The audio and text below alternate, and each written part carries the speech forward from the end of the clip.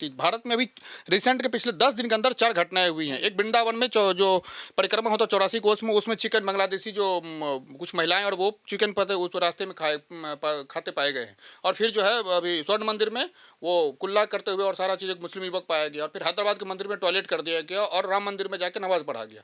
तो ये कहीं ना कहीं कम्युनल हार्मनी को डिस्टर्ब कर रहा है। और मैं मानता हूँ कि उत्तराखंड सरकार हो चाहे कोई भी मंदिर प्रशासन, केरल सरकार हो, तमिलनाडु सरकार हो, हर जगह अपने जो उनके भक्त हैं उनके जाने के लिए उसमें कौन जा सकते कौन नहीं जा सकते उसके जो प्रबंधन है वो कमेटी करे और उस पर रेस्ट्रिक्शन लगा सकते हैं, बिल्कुल लगा सकता है। इसके लिए आपको संविधान ही ये अधिकार देता है, आर्टिकल 25 के क्लॉज 1 ही देता है, जो मेरे हाथ में संविधान है वही आपको रीजनेबल रेस्ट्रिक्शन देता है, तो मानना चाहिए। और जैसे मक्का में नहीं जाने देते तो वहाँ भी हम भी नहीं जाने देंगे। आपको क्या जरूरत है? आप एक ईश्वरवाद है, आप एक अल्लाह को मानते हैं, आप एक ईश्वरवाद जितने हैं, इस्लाम है, जूडिस हैं, क्रिश्चियन है, सब अपने अपने धर्म को मानते हैं। हम बहुत देर बाद हमारे पास 33 करोड़ के देवी देवता हैं, हम अपने को मानते हैं। तो हम नहीं मानते कि हमारे पास जो है हम उससे खुश हैं, आपके पास जो है वो रही। हम ना वो इस्लामिक देश है, ये लोकतांत्रिक देश है। आप मक्का मदीना पाकिस्तान थोड़े इस देश को बना सकते हैं। लोकतांत्रिक देश हैं तो आप मेरे मंदिर में आ रहे हैं, मेरे मंदिर में आप पूजा पाठ करिए, पूजा अर्चना करिए, वहाँ पे माथा टेकिए, वहाँ पे आरती करिए। वहाँ पे आप नमाज कैसे पढ़ सकते हैं? नमाज आपके रिलीजन का एसेंशियल पार्ट है। हम तो आपके मंदिर में जाकर नारियल नहीं फोड़ रहे हैं और हम आपके मंदिर में जाकर आरती नहीं कर रहे हैं। अगर हम करेंगे फिर तो आप कहेंगे मेरा इस्लाम खतरे में है, दीन खतरे में है जी,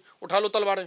तो ये कहीं ना कहीं गलत है। मैं मानता हूँ कि सरकार जो है बहुत जरूरी है कि इसको रेस्ट्रिक्शन लगाए और सुप्रीम कोर्ट का भी इसमें इंटरवीन करना चाहिए। ये होना ही चाहिए। कारण क्या है, कुछ लोग ऐसे हैं जो पब्लिक पाने के लिए या समझिए कि अब जो मीडिया अटेंशन के लिए चाहे जो भी वजह से वो रिलीजियस प्लेस पे जा रहे हैं और सुनियोजित तरीके से कहीं ना कहीं वो वहाँ पे नमाज रील बना रहे हैं, नमाज पढ़ रहे हैं। और 4 धाम यात्रा पे भी आजकल वो डेस्टिनेशन ज़्यादा हो गया। पूजा जो है रिलीजियस फेथ है, वो अंतःकरण की बात है, मानने की बात है।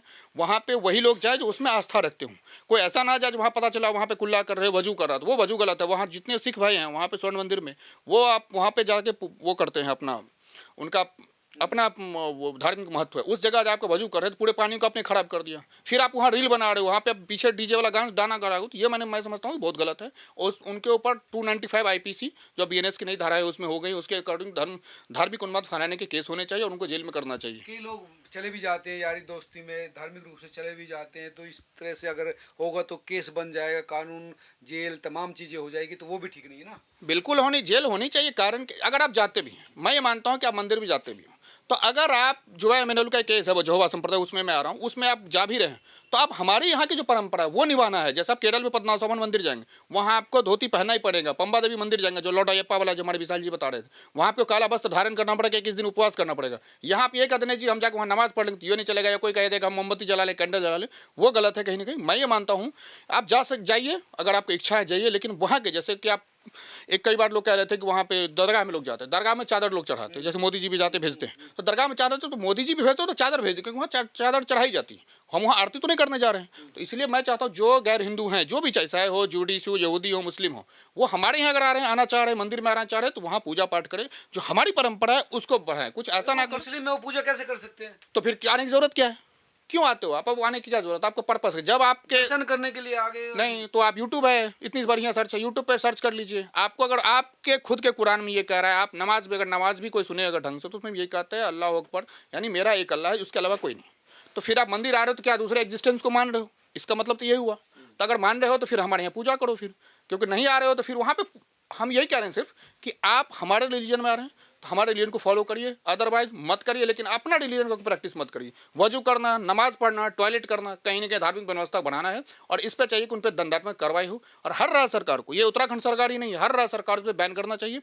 हर रिलीजन का आदमी, हर रिलीजन के उत्तराखंड में आपने कोटद्वार में देखा होगा कैसे एक हिंदू युवक दीपक ने अपना नाम मोहम्मद दीपक बताया, और जो मूव थी जो ये अभी एक अपने आप को फेमस होने की एक तरीका है उनका। मोहम्मद दीपक जो भी बता रहे हैं, जो कोटद्वार में भी चीज़ें हुई हैं, वो होने की, वो फेमस होने का स्टैंड था ये, और इसके अलावा कुछ नहीं है। आपको कम्युनल हार्मनी देखना तो कश्मीर फाइल देख लीजिए जाके। ये जितनी सामंजस्य हमें बताई गई ना, हमारी जो टीचिंग ही है वही गलत है। हम ये मानते दोनों आप भाईचारा के चक्कर में आप उनके चारा बन जाएंगे।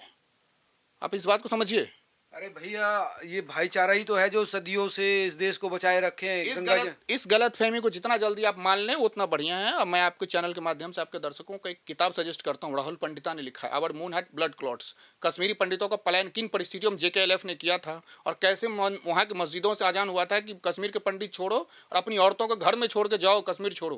तो ये जो कहने की बातें हैं ना, सिर्फ कहने की बातें हैं, अब जहाँ जहाँ पे बहुसंख्यक ये हो गए वहाँ देख लीजिए अल्पसंख्यकों क्या हाल होगा। बांग्लादेश देख लीजिए, फिर उसके बाद जो है पाकिस्तान देख लीजिए, बलूचिस्तान देख लीजिए, यहाँ देख लीजिए हालत क्या हो रखा। तो ये सिर्फ कहने की बातें हैं, ये सबसे बड़ी बुनियादी दिमाग में गलतफहमी डाली गई है, जो है नहीं, एग्जिस्ट नहीं करती। सदियों से साथ रह रहे हैं। ओवैसी कह रहा है कि मोहम्मद दीपक जैसे लोग आए, दीपक जैसे लोग आए तो हम बीजेपी को, आरएसएस की विचारधारा को हट फेंकेंगे। तो बांग्लादेश में जब दीपू चंद को टांगा गया था तो ओवैसी कहाँ थे साहब? मैं तो यही पूछ रहा हूँ कि जब हिंदुओं को अत्याचार हो, चाहे बांग्लादेश में हो, बंगाल में हो, कहीं भी हो, आप कहाँ रहते हैं? ओवैसी, यही ओवैसी के फादर जो नेता थे, कश्मीरी पंडित को जब पलायन हुआ वो कहाँ थे? आजकल आपने कश्मीरी पंडितों को क्या किया है? मैं सिर्फ पूछ रहा हूँ कि क्या ठीक है, दीपक ने जो किया उनके नज़र में वो ठीक हो सकता है, मान लेते हैं एक मिनट के लिए। मैं सिर्फ पूछ रहा हूँ आपने और दूसरे के लिए क्या किया?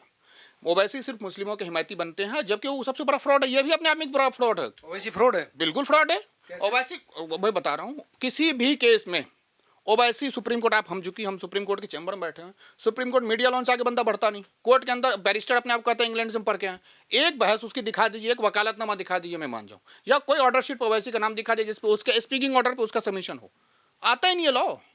ओवैसी रावण ये सिर्फ अपने लोगों को बड़गालाने का प्रयास करते हैं, ये अपने लोगों में फेम होते हैं। अगर इनको ऐसा ही है, आप बैरिस्टर हैं, आप चाहे वर्ष का केस हो, चाहे सेंसर प्रैक्टिस, जिसने भी मुस्लिमों का केस, हम कहते हैं हिजाब का केस, जो आप जो सोच लीजिए, कभी ओवैसी को देखेंगे मीडिया लॉन में सिर्फ प्रचार करेंगे कि जी हाँ हम यहाँ आ गए। उसके बाद जो है उसके सिर्फ मीडिया बांट देना है, आज तक चैनल बड़े मेन स्ट्रीम मीडिया पे आना है, अल्टरनेटिव मीडिया पे इंटरव्यू देना है। कभी अगर मुस्लिम के इतने हिमायती हैं तो मुस्लिमों के हक के लिए कितनी बार केस लड़ा आपने? कितने डैनियल लतीफ़ी से लेकर साहबानों के दूसरे वकीलों ने आप लड़ते? वो समय नहीं रहता होगा ना। वैसे एडवोकेट हैं, पढ़ाई तो की होगी ना उन्होंने। अब पढ़ाई की तो वही तो मैं कह रहा हूँ साहब, पढ़ाई की होगी। आज ही हम आपके साथ शाम को बैठे, हम दिन भर तो केस किए ना। अगर आप एडवोकेट हैं तो सुप्रीम कोर्ट में आप आइए, अपने ही हम कह रहे हैं, आप हिंदुओं को छोड़िए, गैर हिंदुओं को छोड़िए, आप सिर्फ मुस्लिमों के जो हिमायती बनते हैं उनके हक के लिए आप कितनी बार कोर्ट आए, और आपने कोर्ट में कितनी बार अपनी पिटीशन फाइल की, कितनी बार उनके हक के लिए लड़ा? आप कभी नहीं किए, क्योंकि आप खुद नहीं चाहते कि मुस्लिम वर्ग के युवा या उनके जो जमात के लोग हैं वो पढ़े लिखे वो आपसे क्वेश्चन करें। आप चाहते हैं कि सबके सब गवार रहें या सबके सब पढ़े लिखे ना रहें, ताकि आपको उनको बड़गलाना बहुत आसान हो। यही चंद्रशेखर रावण कर रहे हैं। चंद्रशेखर रावण अपने आप को मुस्लिम वो कहते हैं कि भाई हम बहुत स्कॉलर है, लॉ किया है। जब यूजीसी पे बहस हो रही, चंद्रशेखर रावण कहाँ थे? आपको आना चाहिए था। विरोध तो कर रहे हैं ना वो उसका। मीडिया में विरोध करने से क्या होता है? आप कोर्ट में हो ना, आप वकील हो सर, हम वकील हैं, हमें कोर्ट में आना चाहिए। हमें चीफ जस्टिस के कोर्ट में जब मैटर लगा था, चंद्रशेखर रावण के फिजिकल प्रेजेंस तक नहीं थी। आप मीडिया में कुछ भी बोल दो, फिर तो कह दोगे सुप्रीम कोर्ट जो है। और दूसरी बात, एक ये बड़े सेलेक्टिव नेता है, जब सुप्रीम कोर्ट इनके फायदे की बात कर दे तो बहुत कहेंगे अरे वाह बहुत बढ़िया सुप्रीम कोर्ट कर दिया, भारत का लोकतंत्र संरक्षक सुप्रीम कोर्ट है। लेकिन अगर वही सुप्रीम कोर्ट अगर इनके हक में ना करे या यूजीसी पे अगर विरोध रोक लगा दे, फिर कहेंगे जी सुप्रीम कोर्ट में सवर्णों की है। वो कहते हैं कि स्वर्ण जो है जज है, सीजीआई ब्राह्मण है, इस वजह से। सीजीआई ब्राह्मण है बिल्कुल है, लेकिन जयमाला बागची दलित हैं, दलित है। वही सीजीआई ने कुलदीप सिंह सेंगर में स्टे लगाई थी ना, तो वही सीजीआई इस बार अगर स्टे किया, अगर कानून सरकार ने जिसने भी बनाया वो कौन से रासायनिक पदार्थ बना के कानून बनाया यूजीसी वाला पता नहीं, कुछ भी टेप दिया।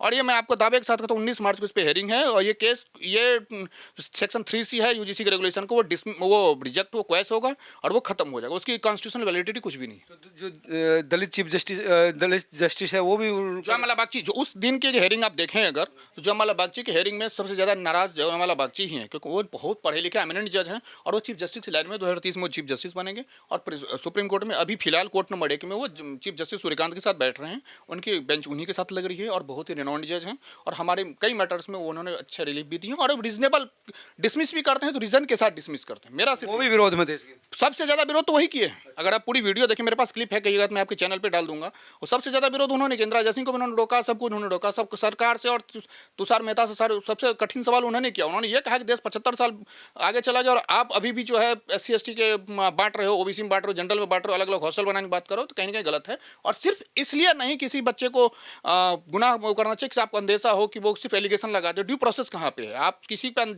फॉर एग्जाम्पल 5 साल का कोर्स है, 4 साल चौथे साल में कोई लड़का एलिगेशन लगा दे, इसमें तो इंक्लूसिव में ये भी था डिफिनीशन में कि फॉर एग्जाम्पल मैं ब्राह्मण हूँ, मेरा पार्टनर कोई OBC कास्ट से आता है, मेरा कोई सामान मांग रहा है, कपड़े मांग लिया, कोई भी सामान डेली यूज़ का, मैं हाइजीन की वजह से उसको बोल दूँ जी नहीं देता, वो लगा देगा आरोप कि भाई तुम मुझे ये जातीय भेदभाव की वजह से, मैं चूँकि यादव हूँ, मैं गुप्ता हूँ, मैं बनिया हूँ, तो उस वजह से मैं नहीं दे सकता। तो पता चला अब हम अपनी सब बेल जमानत कराते, फिर पता चला 4 साल हम कोर्ट कचहरी चक्कर लगाते, फिर ये कहीं ना कहीं गलत था। और इसी को समझते हुए सुप्रीम कोर्ट ने मान लिया चीज़ों को, और अभी स्टे किया है, और उस चीज़ को स्टे करते हुए सुप्रीम कोर्ट ने साफ साफ कह दिया है कि अभी हम इस पर सुनेंगे और डिटेल में सुनेंगे, और संवैधानिक मूल्यों का जो निर्वचन होगा वो जरूर करेंगे। तो बागची मैडम ही सबसे ज्यादा मुखर थी। बागची सर जयमाला बागची सर है, सबसे ज़्यादा मुखर थे और उन्होंने बहुत सिर्फ जज होने के साथ बहुत रीजन आदमी हैं और वो उसकी जो मिसयूज हो सकता है 498 से लेकर 376 का जो मिसयूज के लिए हम दंड झेल रहे हैं, उनको पता था कि इस कानून का मिसयूज होगा और उस मिसयूज को रोकने के लिए उन्होंने अभी स्टे किया है। और मुझे पूरा उम्मीद है सुप्रीम कोर्ट से, अगर मैं अपने तजुर्बे से कहूँ तो ये जो नोटिफिकेशन है वो क्रैश होगा। सरकार को इस पर आज उन्होंने एक साथ और लगे हाथ में एक चीज़ और बता दूँ, उन्होंने ये भी कहा है कि जितने पढ़े लिखे कानून के विशेषज्ञ हैं, एमिनेंट जूरीस हैं, एमिनेंट प्रोफेसर हैं, जैसे उपेंद्र बख्शी, फैजान मुस्तफ़ा, बीके आहूजा, जितने टाइप लोग हैं और भी हैं, उनकी कमेटी बनाई जाए, उनसे रिकमेंडेशन लिया जाए, उनके साथ बैठ के इसकी कॉन्स्टिट्यूशनल इंटरप्रिटेशन क्या हो सकती है वो करें, ताकि समाज में बांटने का काम ना हो, समाज एक रहे और एक के साथ सबका विकास। हम कभी किसी SC ST OBC भाई के विरोध में नहीं है, बस इतना है कि वो उनको कोई ऐसा हथियार ना लग जाए हाथ जिसकी वजह से उसका जनरल के बच्चे या जनरल के टीचर्स पे हमेशा तलवार लटकी रहे। मैं आपके चैनल के माध्यम से यही कहूँगा, हर लोग अपने अपने अधिकारों के लिए जागरूक रहें और सुरक्षित रहें, सेफ रहें। तो ये देश बंटना नहीं चाहिए। तो सिर्फ स्वर्ण वकील नहीं थी, दलित वकील भी थे जिन्होंने इस बात पर सवाल